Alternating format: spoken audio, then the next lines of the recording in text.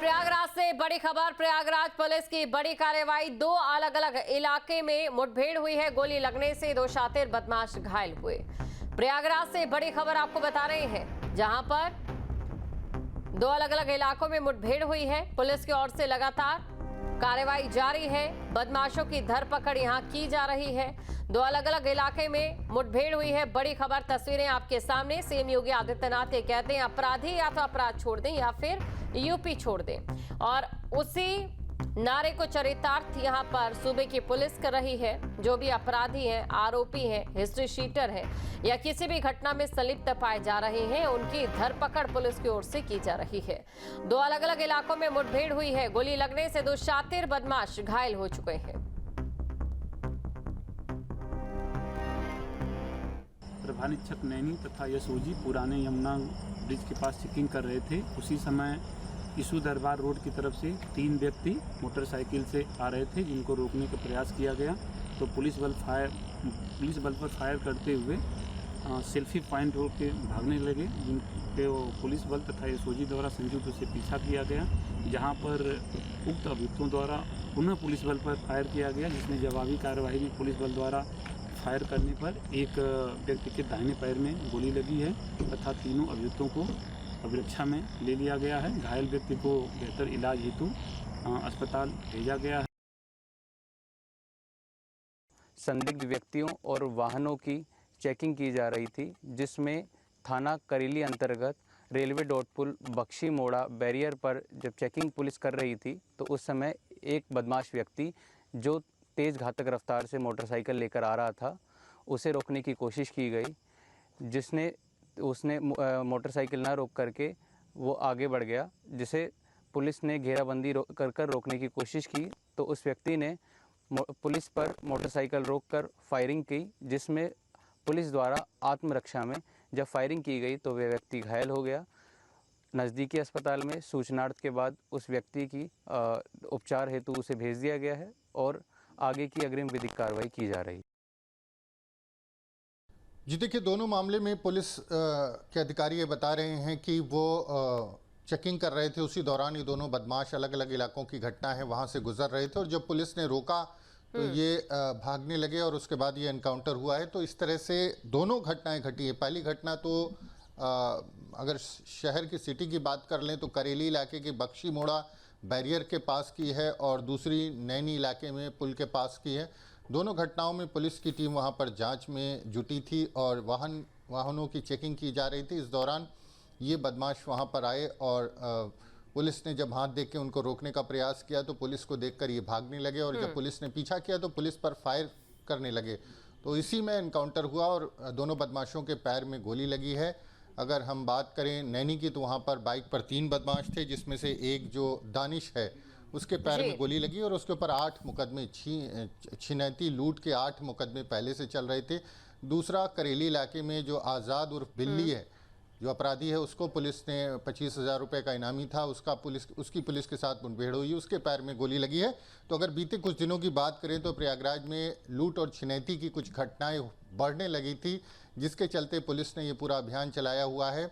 तो एक तरीका होता है पुलिस का, जगह जगह चेकिंग अभियान चलाते हैं, उसमें कई बार इस तरह के बदमाश पकड़ में आ जाते हैं, कुछ भाग जाते हैं। और करेली इलाके के बख्शी मोड़ा बैरियर के पास की है और दूसरी नैनी इलाके में पुल के पास की है। दोनों घटनाओं में पुलिस की टीम वहां पर जांच में जुटी थी और वाहनों की चेकिंग की जा रही थी। इस दौरान ये बदमाश वहां पर आए और पुलिस ने जब हाथ देख के उनको रोकने का प्रयास किया तो पुलिस को देखकर ये भागने लगे और जब पुलिस ने पीछा किया तो पुलिस पर फायर करने लगे।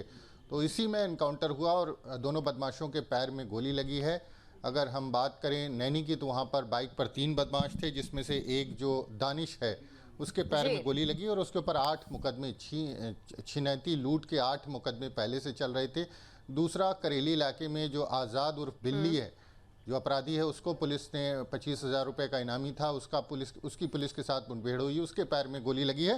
तो अगर बीते कुछ दिनों की बात करें तो प्रयागराज में लूट और छिनैती की कुछ घटनाएं बढ़ने लगी थी, जिसके चलते पुलिस ने ये पूरा अभियान चलाया हुआ है। तो एक तरीका होता है पुलिस का, जगह जगह चेकिंग अभियान चलाते हैं, उसमें कई बार इस तरह के बदमाश पकड़ में आ जाते हैं, कुछ भाग जाते हैं और कुछ के साथ इस तरह से एनकाउंटर होता है, जिसमें दोनों बदमाशों के पैर में गोली लगी है। दोनों अलग अलग जगहों पर ये मुठभेड़ हुई है। तो पुलिस ने दोनों बदमाशों को अस्पताल में भर्ती कराया है, जहां उनका इलाज चल रहा है, लेकिन पैर में गोली लगी है। तो अब ये माना जा सकता है कि कुछ दिन तक ये बदमाश अपने पैरों पर भाग नहीं पाएंगे और अपराध की घटना को अंजाम नहीं दे पाएंगे, क्योंकि जिस तरह से कई मुकदमे दर्ज हैं लूट छिनैती के, और इस तरह से अगर ये अपराधी नहीं पकड़े जाते तो और बड़ी वारदात को करते हैं और बड़ी घटना को अंजाम देते हैं। ऐसे में एहतियातन पुलिस अभियान चलाती है और उसी अभियान के तहत इन दोनों जो अपराधी हैं उनका एनकाउंटर हुआ है। बिल्कुल मानविंदर, और देखिए सजा का प्रावधान इसलिए है ताकि हृदय परिवर्तन हो जाए इन अपराधियों का, लेकिन देखने को उसको बिल्कुल उलट मिलता है और इससे कहीं ना कहीं सजा को खाना पूर्ति के तौर पर तमाम अपराधी अपनी मानसिकता के साथ लेकर चलते हैं और बाहर आकर फिर से अपराध करते हैं। आप बने रहिए हमारे साथ, आगे भी आपसे हम जानकारी लेंगे। कनौजिया को मुठभेड़ में ढेर कर दिया है। मौके से 9 mm कार्बाइन और 9 mm पिस्टल और भारी मात्रा में जिंदा और खोखा कारतूस बरामद किया है। तो एसटीएफ को बड़ी कामयाबी हाथ लगी है। शंकर कनौजिया पर साल 2011 में दोहरीघाट थाना क्षेत्र में लूट के दौरान विद्यांचल पांडे की हत्या का मुकदमा भी दर्ज है। मुखबिर की सूचना पर एसटीएफ की टीम ने उसे पकड़ने का प्रयास किया, लेकिन शंकर किसी बड़ी वारदात को अंजाम देने के फिराक में था। पुलिस पर फायरिंग करने पर जवाबी फायरिंग में शंकर घायल हुआ और अस्पताल पहुंचने पर उसे मृत घोषित कर दिया। रवि प्रकाश भी हमारे साथ जुड़ चुके हैं। रवि प्रकाश, जिस प्रकार से यहाँ पर ये पूरा वाकया हुआ है और पुलिस की ओर से कार्रवाई की गई है, जनता में विश्वास बढ़ता है ऐसी कार्रवाई से कि हम कलयुग में और जब लगातार अपराध बढ़ रहा हो तो कहीं ना कहीं पुलिस की छत्रछाया के नीचे, योगी सरकार की छत्रछाया के नीचे सुरक्षित है। 2 बजे अब हम सबको फोन करके लाइव हो गया। अगर मैं लाइव कर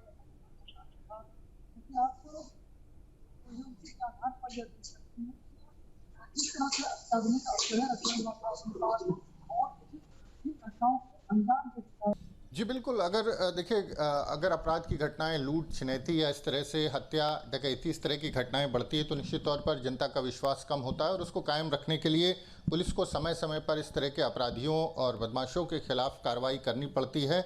और अगर इन पर कंट्रोल ना किया जाए तो निश्चित तौर पर अपराध का ग्राफ तेजी से बढ़ता है, जिसका सीधा खामियाजा आम लोगों को उठाना पड़ता है। कई बार लोग इनके एनकाउंटर पर सवाल उठाते हैं, लेकिन सवाल इस बात का है कि अगर इस तरह का एक बदमाश अपराधी जिसके ऊपर इतने मुकदमे हैं वो सक्रिय रहेगा तो कितने लोगों का नुकसान करेगा, कितनी हत्याएं करेगा, कितनी लूट करेगा, कितनी छिनैती करेगा, ये कोई नहीं सोचता है। तो जिस तरह से प्रदेश भर में लगातार अपराधियों के खिलाफ अभियान चल रहा है, अगर इतने बड़े पैमाने पर अपराधियों का एनकाउंटर और जिस तरह से अपराधियों को गोली लगती है, जो घायल होते हैं, मारे गए हैं सैकड़ों की संख्या में और घायल भी हुए हैं, तो अगर इन पर कार्रवाई न किए जाए तो अपराध कितना बढ़ेगा और हजारों लोग प्रभावित होंगे, हजारों लोगों के साथ लूट छिनैती हत्या। और यही वजह है कि सरकार जीरो टॉलरेंस की नीति पर काम कर रही है। आप दोनों का शुक्रिया तमाम जानकारी को दर्शकों तक पहुंचाने के लिए।